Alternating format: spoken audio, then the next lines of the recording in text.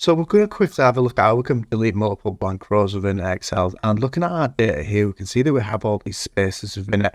And you have the option of being able to click into the row here, then click and delete. Or even if you're working through it, say individually, then when you're here, you can press the Control and minus, and it's going to bring up that. And you just have the ability to press the entire row, which will delete it there. But say you want to highlight numerous ones at the same time, then what we can do here is press Control and A, and it's going to select all of our data. Control and G is going to select the Go To.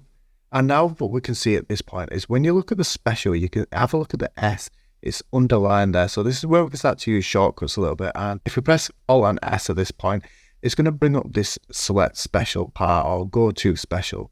And within this again, we can see that it's giving us keyboard shortcuts. So if we press P, we're going to get precedence, dependence for B, and F for formulas, and so on and so on. So what we're looking for is blanks, and we can see that this is K. So we can press the K on the keyboard to highlight the blanks and press Enter.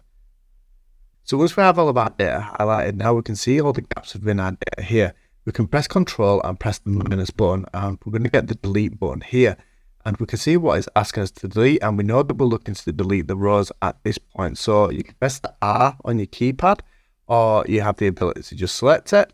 And then once we press Enter, we can now see that all of our data is being moved up, and it will just condense everything up for you really easily, making everything kind of stand out a lot better. So hopefully this helps. Like I say, it's just a quick little one is this. Any questions, don't forget to ask them, and we'll hopefully see you again soon.